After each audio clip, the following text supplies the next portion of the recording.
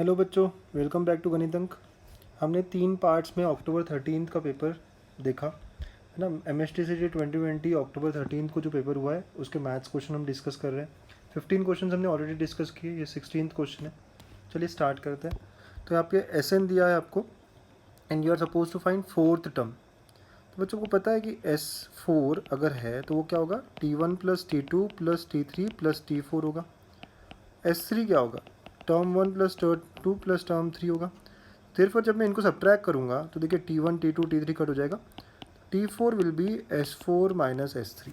ठीक है, ऐसे यस। तो T4 जो होगा वो क्या होगा, S4 माइनस S3। एक फॉर्मूला भी है जिनको पता हो directly, Tn is Sn minus Sn minus 1।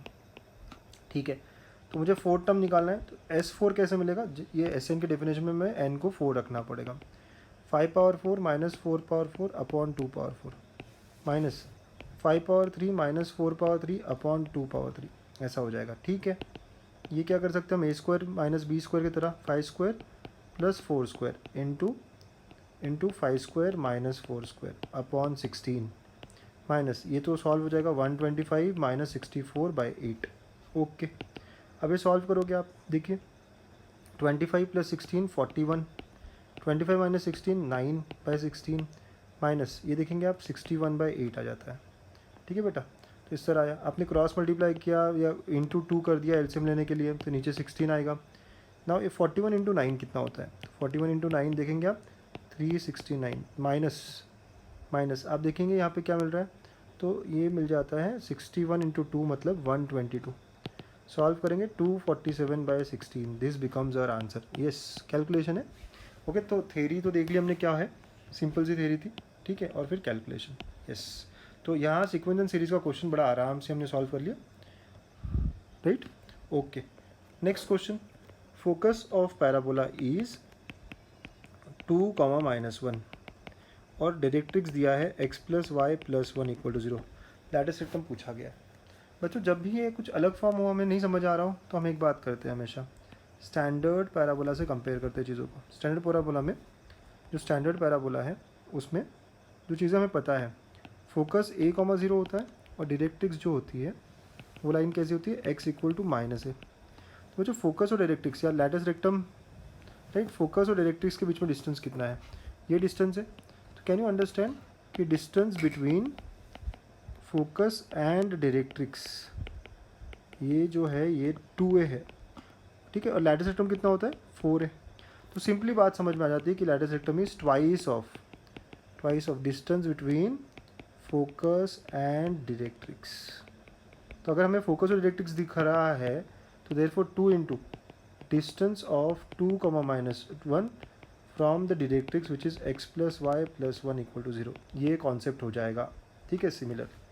अब भाई डिस्टेंस ऑफ अ पॉइंट निकालना आता है, यस सर। इस लाइन में हमें x की जगह 2 रखना पड़ेगा, y की जगह -1 रखना पड़ेगा, divide by root of coefficient of x square coefficient of y square, yes, mod of this. ठीक है, ऐसा हो जाएगा ये। ओके, सो 2 इंटू, देखिए ऊपर में 2 आ गया और नीचे में √2, दस ये आंसर आ गया 2√2। ठीक है, तो द डिस्टेंस और the length of latus rectum comes out to be equal to 2√2। Option B is the answer. समझे आपने क्या किया, हमने concept, distance between focus and directrix is 2 है, लैटिस रेक्टम इज 4 है, तो ये क्या है, ट्वाइस हो गया। यस, ओके बच्चों, वेरी नाइस। नेक्स्ट क्वेश्चन, तो पैराबोला पे क्वेश्चन कैसे आया है ना, बहुत सारे लोग पूछते हैं सर्कल कोनिक्स पे कैसे क्वेश्चन आते हैं। देखिए ये क्वेश्चन है, फोकाई ऑफ इलिप्स पूछा गया है। तो इलिप्स की इक्वेशन है 16x² plus 9y² equal to 144। अब इसको स्टैंडर्ड फॉर्म में लाने के लिए डिवाइड बाय 144 करेंगे, यस, तो ये आ जाएगा x² 9 plus y² 16 equal to 1, correct. a² 9 है, b² 16 है, मतलब ये हॉरिजॉन्टल इलिप्स है, राइट। हॉरिजॉन्टल इलिप्स है तो आप समझ जाते हैं कि इसका फोकाई क्या होगा, 0, b प्लस माइनस 0, वाले हैं, मतलब ये 2 ऑप्शन तो कट हो गए, तो किसी ने भी ए और सी ऑप्शन देना नहीं है, ये ध्यान रखिएगा। तो इसेंट्रिसिटी निकालते हैं, e² will be b² minus a²/b², right. Eccentricity का फॉर्मूला भी अलग हो गया, b पहले आएगा, तो ये हो जाएगा 16 माइनस 9/16 7/16, दिस इज e², तो e हो गया √7/4, करेक्ट। ओके, और b का वैल्यू कितना है बेटा, b का वैल्यू 4 है, क्यों, b² इज 16 ना, तो b कितना होगा 4। देयरफॉर फोकस क्या होगा, 0, b 1, 0, b is 4 into √7/4, so it comes out to be 0, √7।